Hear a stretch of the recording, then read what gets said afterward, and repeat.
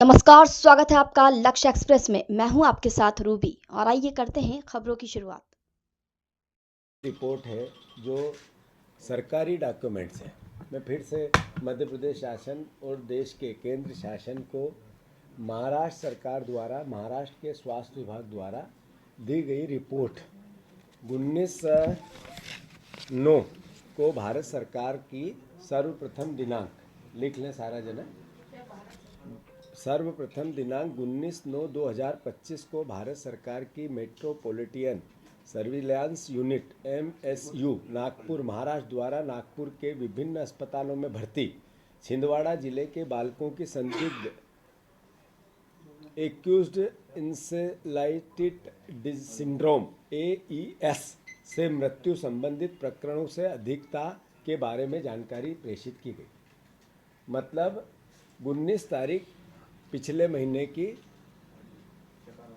9वें महीने की 19 तारीख को नागपुर के जो स्वास्थ्य विभाग ने भारत सरकार को, JP नड्डा जी के विभाग को और मध्य प्रदेश शासन को, मध्य प्रदेश के स्वास्थ्य विभाग को ये रिपोर्ट दी कि एक अलग तरह की, एक संदिग्ध तरह की बीमारी के कारण बच्चों की किडनी फेलियर से उनकी मौत हो रही है।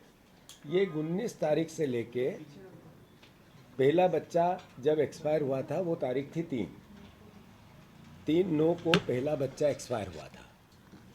उसके बाद जब ये रिपोर्ट भारत सरकार को दी, 19 तारीख तक लगभग 6 बच्चों की सरकारी रिकॉर्ड के हिसाब से मौत हो गई थी और लगभग 8 बच्चे गैर रिकॉर्ड के आधार पे एक्सपायर हो गए थे। साथियों, मूल भावना ये है कि इनको पता लग गया था मध्य प्रदेश की सरकार को पता लग गया था। JP नड्डा जी के विभाग, नरेंद्र मोदी जी के सबसे प्रिय मंत्री स्वास्थ्य विभाग के JP नड्डा जी के विभाग को 19 तारीख को पता लग गया था कि बच्चों की मौत किडनी फेलियर से हो रही है। न JP नड्डा जी जागे, न नरेंद्र मोदी जागे, न उनका विभाग जागा, न हमारे मुख्यमंत्री यादव जी जागे, न हमारा स्वास्थ्य मंत्री जागा, न हमारा स्वास्थ्य के CS जागा। सब सोते रहे। बच्चों की मौत का के बीच में दशहरा मनाते रहे। ये दशहरे का समय था। साथियों, ये मैं क्यों बताना चाहता हूँ आपको, ये सरकारी दस्तावेज है, ये कोई मेरा आरोप नहीं है। ये सरकारी दस्तावेज आपको सबको अवेलेबल कराएंगे। और प्रदेश गमगीन है, शर्मसार है भारतीय जनता पार्टी की अकर्मण्यता से, सरकार के अकर्मण्यता से। मुख्यमंत्री, स्वास्थ्य मंत्री और पूरा स्वास्थ्य विभाग की लापरवाही के कारण जो लगभग अब 25 बच्चों की मौत हो गई है, उसकी हत्यारी सरकार का क्या क्या कारनामा था वो मैं आप सबके सामने अवगत कराना चाहता हूँ। बस में हो तो उस ड्रग कंट्रोलर को भी फांसी की सज़ा दे दो। और ये जो आया, जिस कंपनी के मालिक को पकड़ के लाए हैं, इसके और डायरेक्टरों को बुला, उनको भी फांसी की सज़ा दे दो। अरे इससे बच्चों की मौत का क्या ताल्लुक है? वो दवाई बन के आई यहाँ और 4 राज्यों में गई। आपको 19 तारीख को रेड अलर्ट मिला। ये 19 तारीख का रिकॉर्ड है। ये रेड अलर्ट मिला। उसके बाद सरकार क्यों नहीं जागी? देश की सरकार क्यों नहीं जागी? JP नड्डा क्यों नहीं जागे? मोदी जी ने क्यों संज्ञान में नहीं लिया? ये मुख्यमंत्री क्यों घूमते रहे वहां आसाम पे? क्यों 3-3 दिल्ली में 3-3 दिन जब हमारे गृह मंत्री से मिलते रहे? अरे स्वास्थ्य मंत्री कहाँ सोने चले गए थे? वो जो प्रभारी मंत्री जिले का, वो कहाँ गया था? बीजेपी के नेताओं को शर्म नहीं आती ये कहते हुए? अरे तमिलनाडु के सरकार का न दायित्व मेरे पास है, न हम उस पर हमारा अधिकार है, न आपका है। देश की सरकार, नरेंद्र मोदी को बोलो कि उनको भी गिरफ्तार करे। बोलते हुए गुमराह करते हैं, शर्म नहीं आती इनको? अच्छा सर, दूसरा पहलू ये है कि अटल भी की है। मैंने कहा SIT की जांच होनी चाहिए कि कितने 10 साल से छोटे बच्चे पिछले 3 साल में, 2 साल में, 5 साल में मरे, उनकी जान गई और किस कारण से गई। सब थानों में मर्ग रिपोर्ट कायम करनी पड़ती है, हॉस्पिटल में जो बच्चे की जान जाती है। बहुत सरल काम है, बहुत कठिन काम नहीं है। तो अल्टीमेटली जब ऐसा हो रहा है तो किन डॉक्टरों ने 10 साल से छोटे बच्चों को SIRAP लिखी, उसमें आएगा? तो जांच का विषय है ना। ये जो आप 500 मौतों का आंकड़ा बता रहे हैं 2 सालों में, फिर से जैसा मैंने कहा कि 157 बॉटल बिकी है सरकारी रिकॉर्ड से, मेरे आरोप से नहीं, इस पर्टिकुलर एक महीने में। कौन सी? ये सिरप। तो बच्चे तो 25-30 इससे ग्रसित हुए, वो बताए 157 और कहाँ है? किन किन बच्चों ने ली और उनकी कितने की मौत हुई है, कितने बच गए हैं, कितने को कुछ नहीं हुआ, इसका रिकॉर्ड पब्लिक डोमेन में आना चाहिए कि नहीं? जैसा मुख्यमंत्री जी की संवेदनशीलता आप लोगों ने जब उनसे बात की तो उनके जवाब से दिखी। आप लोगों ने पूरे प्रदेश में वो बताया, देश में बताया कि मत पूछो बच्चों की मौत हो गई तो कल की बात थी, वो आज की नहीं है। मतलब कल बहुत हमने हत्या कर दी है, अब वो कुछ नहीं होगा, अब आगे की बात करो, यही बोले थे मुख्यमंत्री। इसके अलावा तो कुछ नहीं बोले। मुख्यमंत्री जी कल स्वागत सत्कार करा रहे थे रतलाम में, और भैया कैसे हो आप, भोलेनाथ की कृपा है, दे माला। उधर बच्चों के माता पिता मातम मना रहे थे, इधर हमारा मुख्यमंत्री उत्सव, पर्यटन उत्सव मना रहा है, जिसमें नाच गाने, उनका सांसद जो छिंदवाड़ा का है वो नाच गाने करवा रहा है, उत्सव मनवा रहा है, इवेंट करवा रहा है। एक दिन नहीं गया, बीजेपी का एक नेता एक दिन नहीं गया, जब मुख्यमंत्री आए तब गए। मतलब इस बीजेपी की सोच को मध्य प्रदेश वासियों आपको समझना पड़ेगा। आप लोगों से ये वोट लेते हैं कट्टरता और धार्मिक अवधारणा के नाम पे, हिंदू और मुसलमान करके, कांग्रेस को अलग अलग तरीके की नकारात्मक बातें करके, लाडली बहना या अलग अलग तरह की योजनाएं तत्काल लागू करके आपसे इमीडिएटली वोट लेते हैं और फिर 5 साल आपके बच्चों की हत्या करते हैं ये लोग। ये लगातार 5 साल अलग अलग तरीके से आपको महंगाई की यातना देते हैं। मैं फिर से ड्रग कंट्रोलर पर इसी जिसको ट्रांसफर किया उसको गिरफ्तार करो और उस पर हत्या का प्रकरण दर्ज करो। स्वास्थ्य मंत्री जी आप आगे रह के थोड़ा सा, आप व्यक्तित्व आपका विनम्र है, जिम्मेवारी लेते हुए इस्तीफा दो। अगर आप इस्तीफा देने की इच्छा इनकी नहीं है तो मुख्यमंत्री जी आपकी रीढ़ की हड्डी मजबूत करो, आप इनको हटाओ। पीएस स्वास्थ्य, सोनू राणा और आदित्य, तीनों का क्या गठबंधन है स्वास्थ्य विभाग के करप्शन में, इसकी जांच करो। जेपी नड्डा ने क्यों एक शब्द नहीं बोला पूरे घटनाक्रम में? स्वास्थ्य मंत्री है देश का, उनने क्यों इसमें इनिशिएटिव नहीं लिया? मोदी जी इसका जवाब दो। मोदी जी आप आपके मुख्यमंत्री से सवाल पूछो कि 25 बच्चों की हत्या क्यों हुई और आप मौन क्यों हैं? तीसरी बात जो सबसे महत्वपूर्ण है कि एक सीबीआई जांच होनी चाहिए कि मध्य प्रदेश में पिछले 1 साल में कितने बच्चों की 10 साल से नीचे मौत हुई और कारण क्या था। इसकी ये सिर्फ मध्य प्रदेश में नहीं बिकता है, अन्य 4 राज्यों में और बिकता है। वहां क्या इस तरह की घटना हुई क्या, उसकी भी देश के स्तर पर जांच हो। और मुख्यमंत्री जी मध्य प्रदेश में भ्रष्टाचार अद्भुत अकल्पनीय 50% की केप तोड़ चुका है। 60%, 70% जो मिले, जो लूट सके उसमें लूटो, इस तरह की परिस्थितियां मध्य प्रदेश में बन चुकी है। कृपया करके स्वास्थ्य विभाग के भ्रष्टाचार के लिए इन तीनों लोगों के कॉल डिटेल पब्लिक डोमेन में लाओ, इनकी जांच करो और एसआईटी से पूरे बच्चों की मौत की पूरी जांच कराकर जो जो संबंधित लोग हैं उनको सजा दो। इन सब आरोपों से महीने में छिंदवाड़ा में कितने बच्चों की मौत हुई ये रिकॉर्ड आ रहा है, लगभग 500 बच्चों से ज़्यादा। नागपुर में, इंटीरियर छिंदवाड़ा के गांव में, आसपास सिवनी में 500 बच्चों से ज़्यादा बीमार हुए, उसमें से 150 बच्चों से ज़्यादा की मौत हुई। 150 बच्चों से ज़्यादा की मौत हुई। कांग्रेस पार्टी 10 वर्ष से नीचे कितने बच्चे मरे हैं छिंदवाड़ा में, सिवनी में, बैतूल में, आसपास के और आदिवासी हिस्से में, जहाँ पर इस दवाई का, या मध्य प्रदेश के किसी भी हिस्से में इनकी एक एसआईटी बनाकर जांच करवाए। क्यों? क्योंकि हर हॉस्पिटल में कौन मरा है इसके मर की जानकारी देनी पड़ती है थानों को। तो 10 साल से नीचे के बच्चे मरे और किस बीमारी से मरे, ये एक जांच का विषय है। ये एक दिन की घटना नहीं है। हमारा आरोप है कि मध्य प्रदेश में ये बच्चों की मौत सबसे ज़्यादा देश में हुई है और उसका लॉजिक सिर्फ ये लापरवाही है, उसका कारण सिर्फ ये लापरवाही है। तो एक एसआईटी बनाकर इसकी जांच मध्य प्रदेश शासन सबसे पहले चालू करे।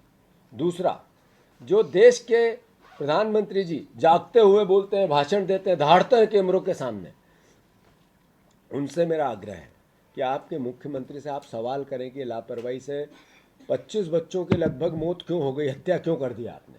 स्वास्थ्य मंत्री जेपी नड्डा, पूरे उनका विभाग भ्रष्टाचार से गले गले नहीं है, सर से ऊपर है पूरे देश में।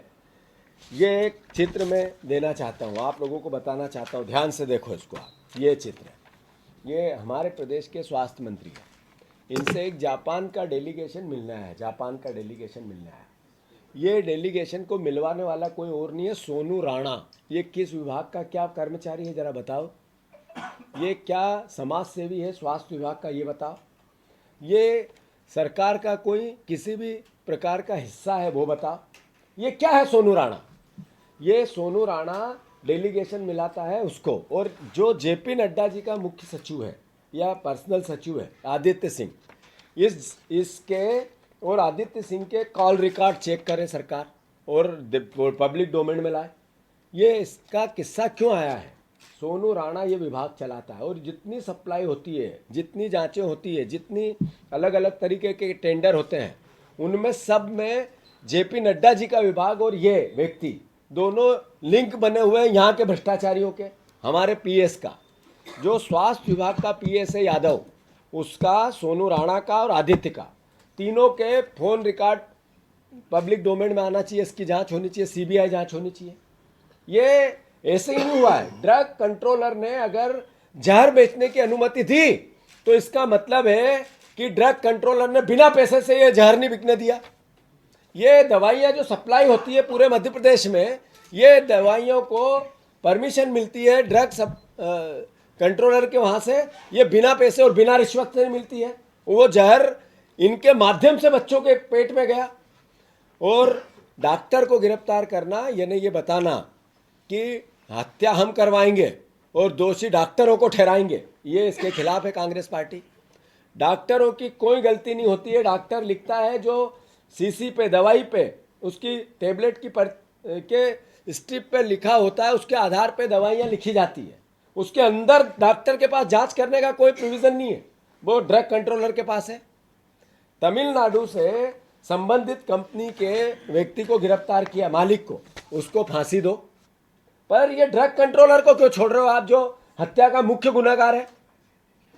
जो ड्रग कंट्रोलर ने जब तक भी मध्य प्रदेश सरकार को गुमराह रखा, तब तमिलनाडु सरकार ने उस सिरप को बैन कर दिया, तब तक भी ये मौन क्यों रहे? और फिर स्वास्थ्य मंत्री उसको क्लीन चिट देता रहा, ये क्यों? मैंने बीच में करप्शन था उस कंपनी से, कुछ लिया दिया होगा तभी हुआ ये। ऐसे कैसे स्वास्थ्य मंत्री किसी का भी, जो बच्चे जिस सिरप से मर रहे हैं उसका पक्ष ले सकता है? बच्चों की जान ज्यादा या सिरप के मालिक का और उस दवाई कंपनी का के हितों की रक्षा ज्यादा? ये कैसे हो गया? ये सिर्फ करप्शन के अलावा, भ्रष्टाचार के अलावा नहीं हो सकता है। साथियों, जब 3/9 को बच्चे की पहली मौत हुई, इस बीच में जब ये रिपोर्ट आई, जब तक 8 बच्चों की मौत हो गई थी, इस बीच में किसी भी बच्चे का पोस्टमार्टम नहीं कराया, उसके बाद भी नहीं कराया, उसके पहले भी नहीं कराया। क्या परिस्थितियां हैं इसका पता लगाने की कोशिश ही नहीं की। सैंपल भेजे गए भोपाल, उनको वहाँ से यहाँ तक आने में 6 दिन लगे। 6 दिन। सोचने की बात है कि कैसे बच्चों की हत्याएं हो रही थी और हमारी सरकार निर्दयी तरीके से दशहरा मना रही थी। हमारे विधायक सोहन बाल्मीकि ने इस संदर्भ में पॉलिटिकल मूवमेंट लिया, अलग अलग पत्र लिखे, भूख हड़ताल की, एक दिन का उपवास किया कि बच्चे मर रहे हैं, ध्यान दो। तब भी सरकार नहीं जागी, तब भी प्रशासन नहीं जागा, जब भी कलेक्टर ने उसकी सुध नहीं ली। थर्ड, जो 6 अक्टूबर छिंदवाड़ा में पालकों से जब मैं 6 अक्टूबर के दिन मिलने गया, मैंने कार्यक्रम जारी किया 5 अक्टूबर को। आनन फानन मुख्यमंत्री जी ने रात को 12 बजे के बाद अपना जबलपुर का दौरा कैंसिल किया और छिंदवाड़ा का दौरा बनाया। धन्यवाद, उनकी सिंसियरिटी दिखी कि उन्होंने गंभीरता दिखी कि मुख्यमंत्री ने कार्यक्रम रद्द कर दिए और वो आए हैं। पर उससे पहले वो घूम रहे थे आसाम में, हाथियों के बीच में, वो पूजा पाठ कर रहे थे। वही मुख्यमंत्री जी जंगलों में अलग अलग जंगल रिसोर्ट्स देख रहे थे, जो भी समझ ले, मैं उसमें नहीं जाना चाहता छोटे। उसी बीच में स्वास्थ्य मंत्री कहाँ गायब थे पता ही नहीं, एक दिन भी नहीं गए, न कोई मीटिंग हुई। न कभी स्वास्थ्य विभाग का कोई गंभीर इस पर प्रयास दिखा, न कोई ऐसी मीटिंग जिससे कि एकदम इमरजेंसी बुलाई गई हो। ऐसे विभागीय अधिकारियों की कोई मीटिंग की भी जानकारी कहीं भी नहीं मिली। जब तक 16 बच्चे मरे तब तक की बात है। मैं गया था उस दिन, 16 बच्चों की मौत हो गई। 6 तारीख के दिन 16 बच्चों की मौत हो गई। जब मैं छिंदवाड़ा पहुंचा तो मैंने पूछा प्रभारी मंत्री आए क्या? आज तक नहीं गए। मैंने पूछा स्वास्थ्य मंत्री गए क्या? एक दिन नहीं गए। पीएस स्वास्थ्य आए क्या? एक दिन नहीं आए। पीएस कोई स्वास्थ्य विभाग का भोपाल से अधिकारी जबलपुर आया क्या? एक का भी रिकॉर्ड नहीं है, सिंगल एक का भी रिकॉर्ड नहीं है। तो इस सरकार ने कैसे हत्या की बच्चों की, ये मैं आपको बताना चाहता हूँ। ये कोई एक्सीडेंट है ही नहीं, ये अपने आप होने वाली कोई किसी अनभिज्ञता से मौत नहीं हुई। सरकार ने अपनी लापरवाही के कारण बच्चों की गैर इरादतन हत्या कर दी। ये बात इसलिए कहना पड़ रही है कि जब मैंने मुख्यमंत्री जी से छिंदवाड़ा में कहा कि मुख्यमंत्री जी आप आए हो, जो बच्चे मर गए उनके माता पिता को आप संवेदनाएं देते हो, धन्यवाद, आप गंभीर हुए, जागे आप। पर जो बच्चे आज नागपुर में भर्ती है उनको अच्छा इलाज मिले, इसके लिए आप नागपुर जाओ, मेरा वक्तव्य है। आप टीवी पे देख लेना, मैं उनसे आग्रह किया मैंने। मुख्यमंत्री जी नागपुर नहीं गए। मुख्यमंत्री जी, मैं नागपुर गया, मैंने अभिभावकों से मिला, उनने सब ने जो वेदना की मैंने सोशल मीडिया पे डाली थी, उनने कहा हमें सही इलाज दो, हमें मशीनें दो, हमें जहाँ भी सबसे बेस्ट हो सकता है वो करो, हमें 50,000 रुपये रोज़ लग रहे हैं तो हमारी मदद करें, सरकार करे। सरकार नहीं जागी। फिर 3 दिन बाद स्वास्थ्य मंत्री नागपुर गए, फिर उन्होंने कहा हम सारा खर्चा उठाएंगे। मैंने मुख्यमंत्री जी, अब 2 दिन पहले जब फिर इस बीच में 4-5 बच्चे की मौत हो गई, 16 से जो आंकड़ा था वो चला गया 22 बच्चों पे। 22 बच्चों की जब मौत हुई, जब मुख्यमंत्री जी फिर नागपुर पहुंचे, पर इस बीच देश के स्वास्थ्य मंत्री मौन रहा, देश का प्रधानमंत्री मौन रहा, देश का स्वास्थ्य विभाग मौन रहा। ये देशवासियों, प्रदेशवासियों सबको समझना पड़ेगा इस गंभीरता को। ये राजनीतिक आरोप प्रत्यारोप है ही नहीं।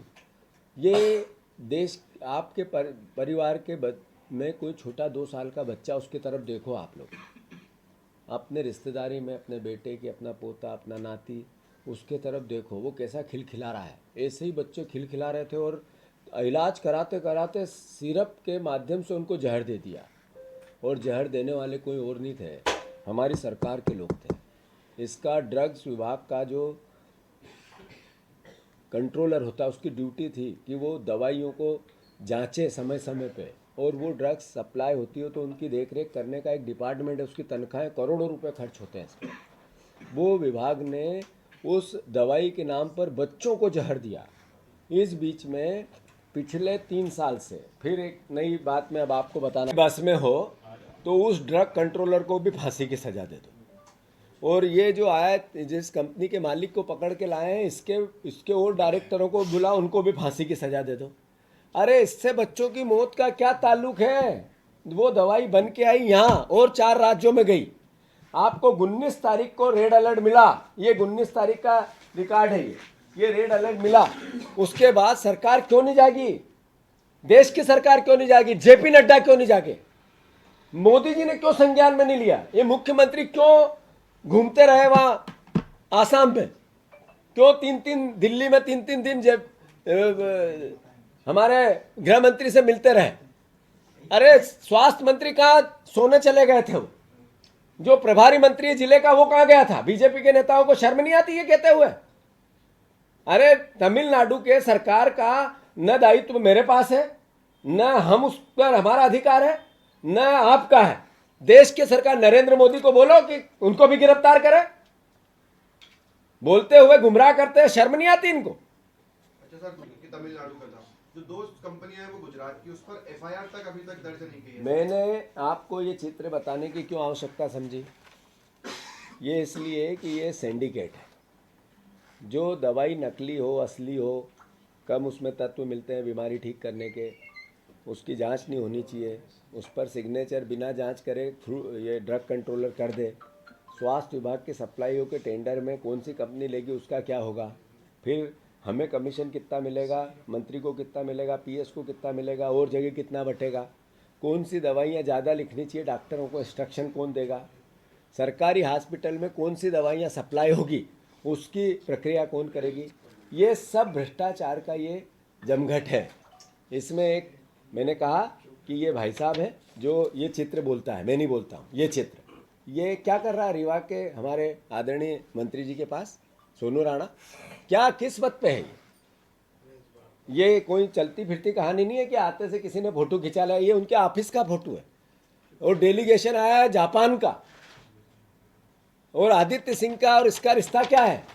इसका क्या लेना देना आदित्य सिंह से? जेपी नड्डा के पीएस पर्सनल पीएस है, और हमारे जो पीएस है यादव, इसका और इसका क्या रिश्ता है? इसने और इसके फोन डिटेल कॉल मैंने मांग की है, बताओ, पब्लिक डोमेन में लाओ। तो ये करप्शन जान ले रहा है, भ्रष्टाचार जान ले रहा है, मोहन यादव का अनियंत्रण जान ले रहा है।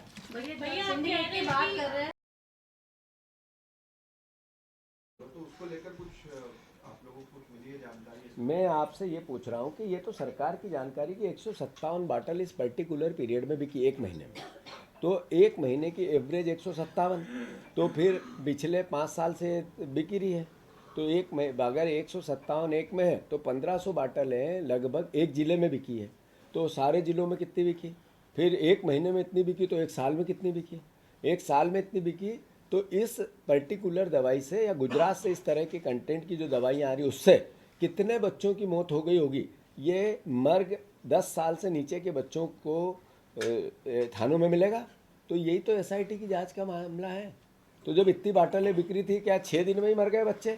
ये तो नहीं हो सकता है, ये अव्यवहारिक है। अगर इस 15 दिन में इन बाटलों को पीने से 22-25 बच्चों की मौत हो गई, तो इससे पहले पी थी तब क्या हो रहा था? क्या वो संज्ञान में नहीं आया? हमारे सरकार के संज्ञान में नहीं आया, मीडिया के संज्ञान में नहीं आया? किसी माता पिता को पता ही नहीं चला कि मेरा बच्चा इससे मरा? किसी डॉक्टर ने उसकी इन्वेस्टिगेशन नहीं की? ये तो नागपुर के हॉस्पिटल ने, स्वास्थ्य विभाग ने, मध्य प्रदेश शासन के स्वास्थ्य विभाग को, देश के स्वास्थ्य विभाग को ये पूरा जानकारी दी 19 तारीख को। जब 19 तारीख को दी, पहली मौत हुई थी 3 तारीख को, 19 को दे दी उनने। 19 तारीख से लेके जब इसकी 8 दिन में जब सरकार जागी, तब तक 12 बच्चों की मौत हो चुकी थी। तो कहानी यह है कि मैं कोई मुख्यमंत्री का इस्तीफा नहीं मांग रहा हूं, मैं मुख्यमंत्री से आग्रह कर रहा हूं कि कितने बच्चों की जान हमारी लापरवाही में चली गई, करप्शन में चली गई, भ्रष्टाचार में चली गई। अगर हम अपनी सरकार ये काम नहीं करेगी तो कौन करेगा? और ये हम विपक्ष ये बात नहीं उठाएंगे तो कौन उठाएगा? ये कोई राजनीतिक चुनाव की बात है क्या, या विचारधारा से लड़ाई की बात है क्या? ये बच्चे कौन थे? ये इसी देश के थे, इसी प्रदेश के थे, और सरकार किसकी? हमारी है। मुख्यमंत्री क्या चाहते हैं? क्या बच्चों की मौत चाहते हैं? मुख्यमंत्री बच्चों को बचाना चाहते हैं, तो ईमानदार प्रयास करें ना। सवाल ये है, ग्वालियर चंबल की एक मूवमेंट या एक मुद्दा सामने आया है कि उसमें एक व्यक्ति ने बाबा साहब अंबेडकर की जगह BN राव का नाम लिया संविधान के निर्माता के रूप में। कांग्रेस पार्टी इसकी निंदा करती है और सरकार से आग्रह करती है कि उसको गिरफ्तार करें। ये बाबा साहब का अपमान नहीं है, ये अपमान है संविधान का। जिस व्यक्ति ने सुप्रीम कोर्ट के चीफ जस्टिस पर जूता फेंका, वो व्यक्ति चीफ जस्टिस साहब ने, गवई साहब ने उसको माफ़ कर दिया। ये संस्कृति है भारतवर्ष की आम नागरिक की। पर सरकार ने चीफ जस्टिस पे जूते फेंकने वाले के खिलाफ कार्रवाई क्यों नहीं की नरेंद्र मोदी ने? ये सवाल है। ये BN राव को संविधान का निर्माता बताने वाले लोग या चीफ जस्टिस पर जूता फेंकने वाले लोग, ये एक विचारधारा के एक संगठन से जुड़े हुए हैं, और मोदी जी, उनकी सरकार बीजेपी इसको संरक्षण क्यों दे रही है? सवाल ये है। मैं इसकी निंदा करता हूं और आशा करता हूं कि दोनों को गिरफ्तार करे सरकार। उपवास की तारीख कौन सी है? वो आज हम दे देंगे जारी। मेरा मानना एक मैं इसमें उत्तर दे दूं। एक पुलिस वाले के रिश्तेदार को दूसरे पुलिस वाले ने हत्या कर दी इसलिए कि रिश्वत चाहिए, यही है। एक महिला SDOP को इसलिए सस्पेंड कर दिया कि उसने 3 करोड़ रुपए के हवाले के कारोबार को रफा दफा कर दिया, बांट लिया पैसा। यही है मामला, सही है। हम जो बात कह रहे हैं कि भ्रष्टाचार में ये सरकार अब 50% के कैप को तोड़ चुकी है। अद्भुत अकल्पनीय करप्शन है। ये दो आधार बताते हैं कि मोहन सरकार क्या कर रही है। उनका विभाग है गृह विभाग, 3 करोड़ का हवाला रफा दफा, यानी बिना संरक्षण से तो नहीं हुआ। 3 करोड़ छोटी मोटी रकम है। देखिए आपने कभी 3 करोड़ रुपए एक साथ देखा किसी ने? इस पत्रकारों ने देखा किसी ने? तो एक साथ 3 करोड़ रुपए इकट्ठे हुए और बांट लिए थाने ने, एसडीओपी के नेतृत्व में। हम नहीं कह रहे हैं सस्पेंड हुई। एक व्यक्ति की हत्या इसलिए कर दी पुलिस वाले के रिश्तेदार की कि 10,000 मांगे, नहीं दिए तो ला तेरी जान ले लेंगे। हमारे 25 बच्चों के हत्या इसलिए हो गई कि स्वास्थ्य विभाग का भ्रष्टाचार है। यानी ये सब बातें क्या है? यही तो मैं आप लोगों को और प्रदेशवासियों को समझाना चाहता हूं कि मुख्यमंत्री जी ने पूरे घोड़े छोड़ दिए और कहा लूटो लूटो, जितना लूट सको, नहीं तो हत्याएं करो। ये बच्चों की हत्या भी वही है और ये पुलिस वाले की रिश्तेदार की भी हत्या वही है। इसलिए हम राजनीतिक विपक्ष होने के नाते प्रदेश की जनता से आग्रह करना चाहते हैं। हमें जैसे ही पता चला, हमने सब काम छोड़ के सरकार को जगाने की कोशिश की। हमें जैसे ही बच्चों की वेदना का उनके माता पिता से मिलकर उस संवेदना का आभास करके हमने प्रोटेस्ट किया पूरे प्रदेश में, श्रद्धांजलि का भी और इस सरकार के अपराधी लोगों के खिलाफ कार्रवाई करने की मांग का लेके भी। अब बारी प्रदेशवासियों की है। मीडिया ने भी अपना काम किया है, प्रमुखता से किया है, निडरता से किया है, ईमानदारी से किया है।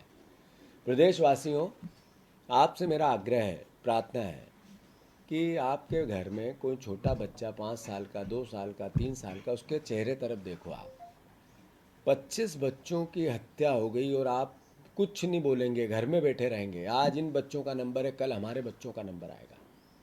कितनी रोज घटनाएं घटती है, कितनी रोज असंवेदनशील सरकार की यातनाएं होती है। राजनीतिक लड़ाई अपनी जगह है, आरोप प्रत्यारोप अपनी जगह है। सरकारें आएगी जाएगी, पद आएंगे जाएंगे, ये विचार जीता, ये विचार हारा। पर ऐसे अपराधी लोग जो आप फिल्मों में देखते हैं कि नकली दवाइयों से हत्याएं होती है, मौतें होती है, वेदनाएं होती है, हाहाकार होता है, वैसा ही सीन था छिंदवाड़ा का। कृपया करके सरकार ने उन माता पिता को कोई आर्थिक सहायता भी नहीं की जो 4-4 लाख रुपए की एक नियमित राशि होती है। उसके अलावा कि उन माता पिता ने जो सब कुछ बेच दिया, मजदूर टाइप उनके कामकाज थे सबके, middle class, lower middle class, एकदम गरीबी रेखा से नीचे, आर्थिक सहायता भी नहीं कर पाई ये सरकार। इसलिए आप जागो, प्रदेशवासियों जागो। आप भी अपनी बातें सोशल मीडिया से कहो, व्हाट्सएप से कहो, वीडियो बना बना के कहो। आखिर इस सरकार पे आप दबाव नहीं बनाओगे तो इनको तो आप अलग अलग तरीके से जिता देते हो। इनकी चमड़ी मोटी हो गई। अब इधर बच्चों की मौत होती है, ये नहीं डरते हैं कि हम फिर जीत के आएंगे, क्योंकि हमारे पास नफरत है, हथियार है नफरत का। हिंदुओं को डराएंगे कि हिंदू खतरे में है, हम डराएंगे अलग अलग तरीके से, अलग अलग विचार लाके, कहीं मोदी जी का नाम पे, कोई हिंदुत्व के नाम पे, कहीं और तरीके अपनाएंगे। तो मैं आपसे आग्रह करना चाहता हूँ, ये बच्चों की वेदना से आप सब प्रदेशवासियों एक साथ हो जाओ। इस सरकार के कम से कम एक मंत्री को तो इस्तीफे पे मजबूर करो। ये नहीं देते, इनके नेचर में ही नहीं है। ये अपराध करते हैं और कहते हैं हम करेंगे और पैसे से जीतेंगे, धार्मिक उदाहरण से जीतेंगे, और बच्चे मरे तो मरे। मुख्यमंत्री जी ने कल की बात बताई बच्चों को मरने की।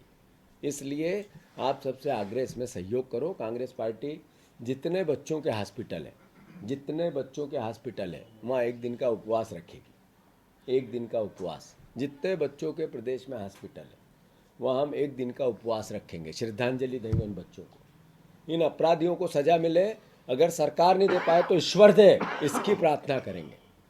हम स्पीकअप आज और कल सारे राजनीतिक लोग, मैं मीडिया जगत के लोगों से भी आग्रह करता हूँ, ये लड़ाई राजनीतिक है ही नहीं। हमारा साथ, आपने तो हमारे से ज़्यादा काम किया है। आप रोज़ बोलते हो, पत्रकार भी अपना अपना वीडियो बना के अपलोड करो, सरकार को दबाओ। कृपया करके आम जन, प्रबुद्ध जन, जो साहित्यकार है, जो अपने आप को बुद्धिजीवी कहता है, जो मिडिल क्लास का है, जो पढ़ा लिखा व्यक्ति है, अगर वो रिएक्शन नहीं देगा तो फिर कैसे बदलाव आएगा? कैसे जिम्मेवार लोग अपनी जिम्मेवारी को समझेंगे? ऐसे निर्दयी लोगों को कैसे एहसास होगा कि मेरे से पाप हुआ है? कृपया करके सहयोग करो। धन्यवाद।